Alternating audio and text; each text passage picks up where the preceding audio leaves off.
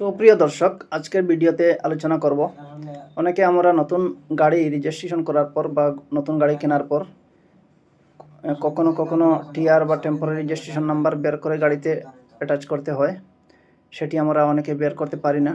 TR temporary registration number সেটি বের করতে পারি না, বা মালিকের ডিটেলস, মালিকের তথ্য বের করতে পারি না। সেজন্য আজকের ভিডিওতে এই বিষয়ে আলোচনা করব কিভাবে আমরা temporary registration number online portal থেকে বের করব বা মালিকের তথ্যগুলা বের করব, কার নামে এই গাড়িটির রেজিস্ট্রেশন আছে।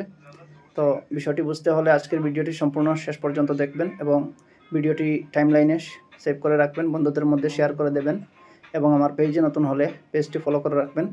এই পেজে সচরাচর এরকম টিউটোরিয়াল ভিডিও বা ইনফরমেটিভ ভিডিও পেয়ে থাকবেন।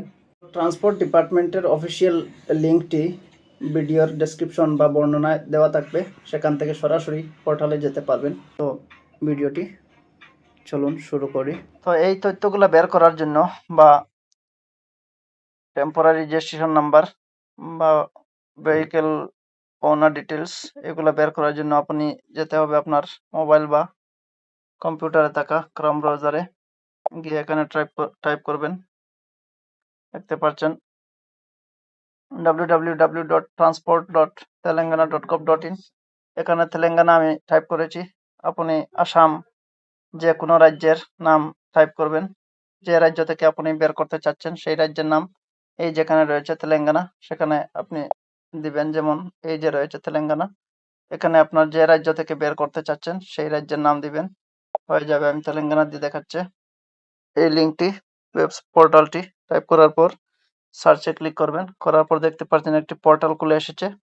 এই পোর্টালে গিয়ে ডান সাইডে স্ক্রল করবেন, করার পর দেখতে পাচ্ছেন অনেকগুলো অপশন বেরিয়ে এসেছে।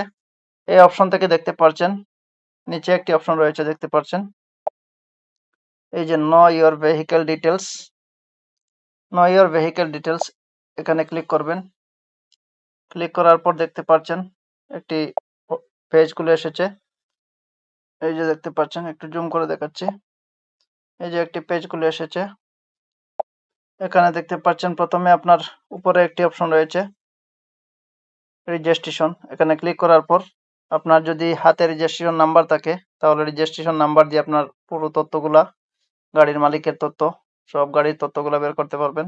ইঞ্জিন নাম্বার যদি তাকে বের করতে পারবেন সেটি দিয়ে। চেসিস নাম্বার যদি থাকে সবগুলা বের করতে পারবেন। আমি আপনাকে চেসিস নাম্বার দিয়ে বের করে দেখাচ্ছি। এখানে ক্লিক করবেন, চেসিস নাম্বারে ক্লিক করবেন। চেসিস নাম্বারে ক্লিক করার পর দেখতে পাচ্ছেন নিচে রয়েছে এন্টার সার্চ এলিমেন্ট, অর্থাৎ আপনার যে চেসিস নাম্বারটি রয়েছে আপনার হাতে সেটি এখানে টাইপ করতে হবে। তো এখানে টাইপ করবেন, ধরুন আপনার এরকম একটি চেসিস নাম্বার রয়েছে, এটি টাইপ করবেন।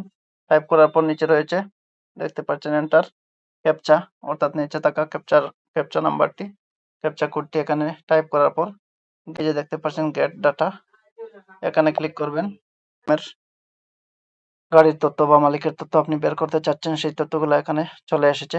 এরকম আপনি খুব সহজে যে কোনো রাজ্যের নতুন গাড়ির তথ্য বের করতে পারবেন। নতুন গাড়ি কেনার পর অনেক সময় আমাদের টেম্পোরারি রেজিস্ট্রেশন নাম্বারের প্রয়োজন হয়, সেটি আপনি বের করতে পারবেন।